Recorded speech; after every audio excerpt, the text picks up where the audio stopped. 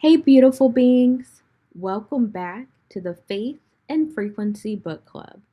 Today, we are featuring How God Arrested Me by Babalola Disu. This book opens with a line that sets the spiritual temperature for everything that follows. When all external voices are silenced, the soul begins to speak. On the surface, this is a story about wrongful arrest and incarceration, but spiritually, it is about what happens when identity is stripped, when pride is confronted, and when faith is tested without guarantees. There is a moment in the cell where he begins listing everything he believed should have protected him: his innocence, his good intention, his prayers, his plans. And in that moment, he describes sensing God respond to him. The response was, "You trusted those things more than me." And then he hears, "You were free, but you were not mine." That is not just about a jail cell, that is about alignment. There is a shift from bargaining to surrender. He writes that he pleaded inwardly, "If you get me out of here, I'll serve you. I'll change. I'll do anything." And then he describes God responding clearly, "I did not bring you here to negotiate." This was not rescue yet. This was surrender. He says something gave way inside him, something stubborn, something defended for years, and all that was left was, "I am yours." Throughout the book, he makes it clear when it is his fear speaking and when it is God confronting him. At one point, he senses God say, "Do not confuse access with approval." God had not moved him, he had followed him. God was not impressed by where he sat, he was concerned with who he was becoming. In the waiting, when nothing seemed to move, when silence felt like abandonment, he describes hearing this inwardly: "Do not rush me. I am not late." And then, "You confuse silence with absence." He learns that waiting is not wasted time.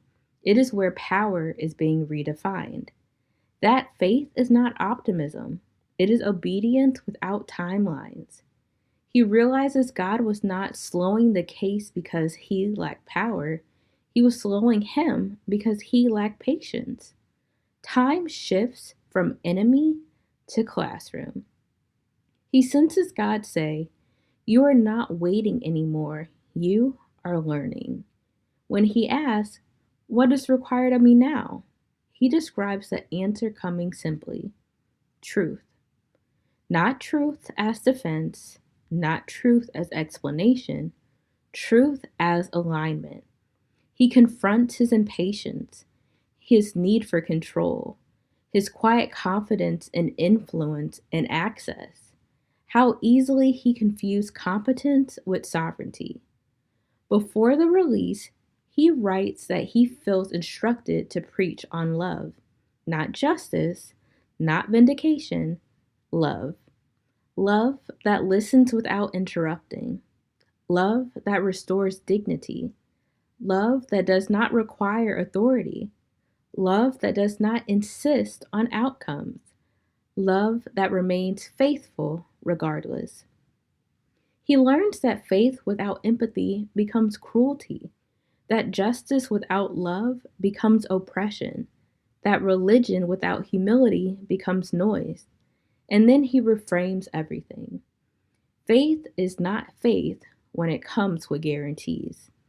He admits, "My faith had conditions." He trusted God, but he also trusted preparation. He prayed, but then he planned escape routes. Psalm 23 shifts him from removal to presence.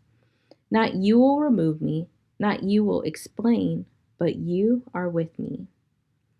Faith is not confidence in outcomes.